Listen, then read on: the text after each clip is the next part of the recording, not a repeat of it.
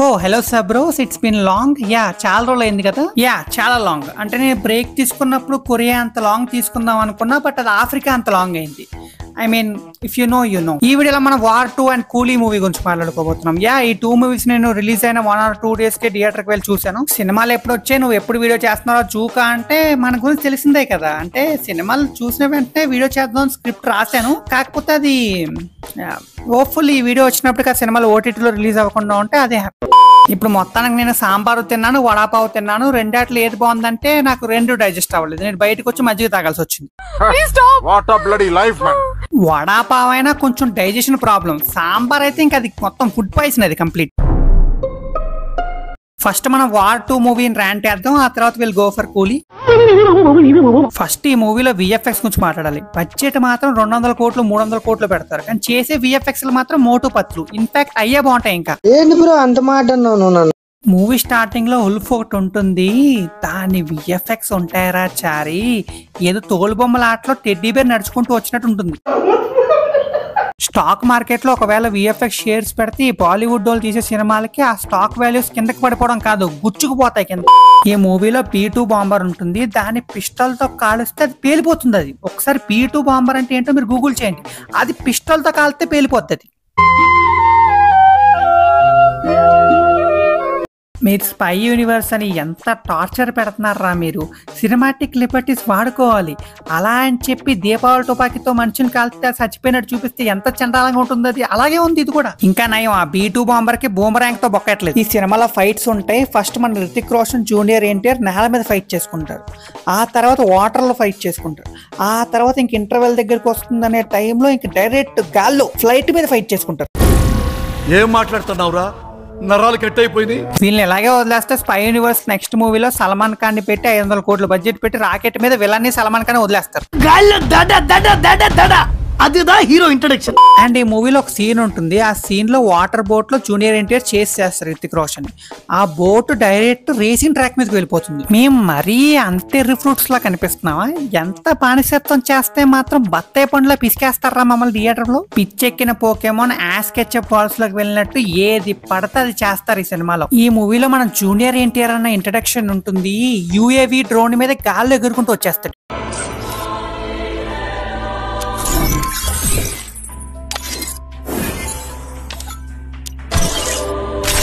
Free Fire India is set in a virtual world and is not based on the real world. Don't worry if you're eliminated. Respawn away. దానికి మళ్ళీ ఒక బొక్కలో wait 50 kgs wait ఉండాలి, అంతకంటే ఎక్కువ ఉండకూడదు. అంటే ఇప్పుడు వీడిని మీకు ఇచ్చాను అనుకోండి, పెళ్లిల్లో ఉంటాయి కదా డ్రోన్లు, దాని మీద ఎగరేస్తారు కదా రండి.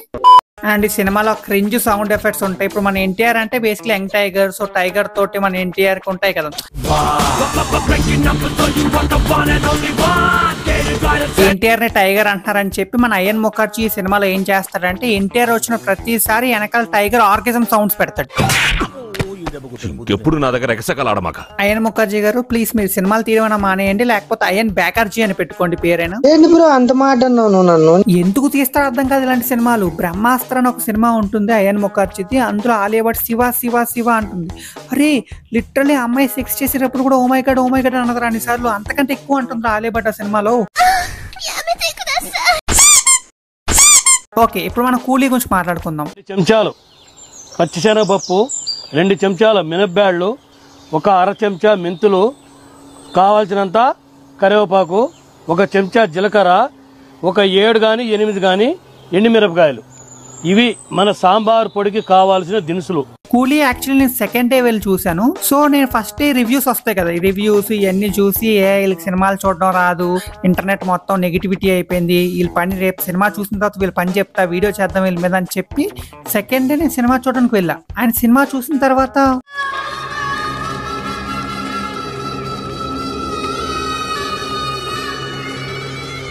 అయ్యా లోపలంతా అంత సవ్యంగానే జరిగింది. అయ్యి బాబాయ్ మైండ్ దెంగిఫైయింగ్. తుప్పు పట్టిన రాడ్కి ఇంజిన్ ఆయిల్ పెట్టి లోపల పెట్టిన తర్వాత తెలిసింది అది ఇంజిన్ ఆయిల్ కాదు సాంబార్ అని. It was sambar. నేను యాక్చువల్లీ లోకి కన్నీని, బట్ సినిమా చూసిన తర్వాత బాబోయ్ నువ్వు కూడా. ఇప్పుడు మీరు అనొచ్చు ఈ సినిమాకి 500 కోట్ల కలెక్షన్ వచ్చింది, నీకు సినిమాలు చూడడం రాదు బ్రో. పఠాన్ జవాన్ కూడా బయట 1000 crores కలెక్షన్స్ వచ్చాయి. నవ్వు ఆపుకుంటున్నావు కదరా. ఇందులో శృతి హాసన్ డబ్బింగ్ ఉంటుందిరా. ఐడి కార్టూన్ కి యాంటీ డబ్బింగ్ ఇచ్చినట్టు ఉంటుంది. ఆ తమిళ్ టోన్ లో Telugu speaking was so shit. Shruti Haasan గారు మీకు ఓన్ డబ్బింగ్ ఇవ్వాలంటే తమిళ్లో ట్రై చేయండి. తెలుగులో ఐ థింక్ మీరు అవాయిడ్ చేస్తే బెటర్. వద్దు నా కోసం, ఐఎమ్ హంబుల్ రిక్వెస్ట్. ఈ మూవీలో మోనికా సాంగ్ ప్లేస్మెంట్ ఉంటుంది. అయ్యి బాబోయ్, మైండ్ బాగ్లింగ్. ముళ్ళపందికి సెక్స్ చేసినప్పుడు ముళ్ళు గుచ్చుకుంటే ఎలా ఉంటుందో అలా ఉంటుంది. It's so wrong placement. Engagement వదిలేసి డాన్స్ చేయడం ఏంటన్నా. ఈ మూవీలో ఈ సీన్ చూసి చాలా మంది నాగార్జున గారు జోకర్ రెఫరెన్స్ అన్నారు. బట్ ఆయన కాదు, యాక్చువల్లీ మనం క్లోన్స్ అయ్యాం థియేటర్ లో ఈ మూవీ చూసి. ఈ మూవీలో ఇంటర్వెల్ దగ్గర ఒక ఇల్లాజికల్ సీన్ ఉంటుంది. అదేంటంటే మన సోబిన్ as known as Dayal Shruti Haasan kidnap చేస్తాడు ట్రైన్ లో. సరే ఓకే, ఇక్కడ వరకు అంతా ఓకే. కానీ ట్రైన్ లో లోకో పైలట్ ని చంపేస్తాడు. ఎందుకు? ఇలా ఈ మూవీలో చాలా ఉంటాయి. ఫర్ ఎగ్జాంపుల్ ఇంకోటి చెప్తా, మార్చరీ బార్బిక్యూని ఆపరేట్ చేయడం అన్నది చాలా డిఫికల్ట్ లా చూపిస్తాడు. ఈవెన్ మన తలైవా కూడా నేర్చుకోవడానికి చాలా టైం పడుతుంది. కానీ మన దయాల్ వైఫ్ ట్రైనింగ్ లేకుండా ఆపరేట్ చేస్తుంది. ఇది మీరు చాలా చోట్ల ఇన్స్టాగ్రామ్ లో ట్విట్టర్ లో చూసే ఉంటారు. దయాల్ చేస్తున్నప్పుడు శృతి హాసన్ వాళ్ళు ఆగి ఫుడ్ తింటారనమాట. బాయ్ అరెస్ట్ అయిన విషయం కూడా తెలియకుండా ఒక డాబాలో కూర్చుని పరోటా తింటున్నాడు పంది నా కొడుకు. ఫోన్ చేసి అడుగు. సార్ చెప్పండి సార్. ఎక్కడున్నా? విశాఖపట్నంలో సార్. తింటున్నాడా? అండ్ ఇక్కడ చాలా మంది అబ్జర్వ్ చేయింది ఏంటంటే కార్ విండో డోర్ ఓపెన్ చేసి పెడతారు. వాడేమో ఏదో పాము పుట్టలోకి దూరినట్టు కార్లోకి వెళ్ళిపోతాడు. ఇంకా విండో ఎందుకు, డైరెక్ట్ డోర్ తెచ్చి పెట్టాల్సింది. దయాల్ లోపలికి ఎక్కి ఓటీపీ చెప్పేవాడు. ఓలా కదా మీరు. అండ్ ఈ సినిమాలో నాకు అసలు అర్థం కానిది ఏంటంటే why Preethi hates Deva. I mean why Shruti Haasan hates Rajinikanth. దానికంటూ అసలు ఎక్కడ రీజన్ చూపించడు. ఎందుకు?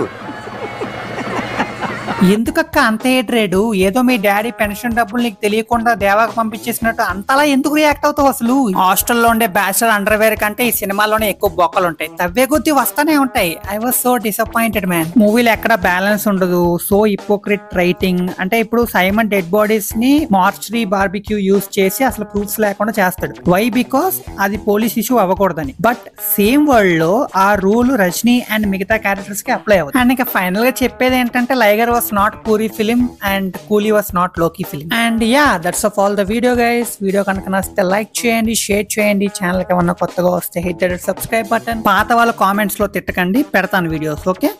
అండ్ యా, అదే పాత చైనా ఫోన్ లో మళ్ళీ కొత్త వీడియోతో కలుద్దాం. అప్పటి వరకు ఇంట్రోవర్ట్ని జాబులే నోడిని చాతాక నోడిని పనికి రా నోడిని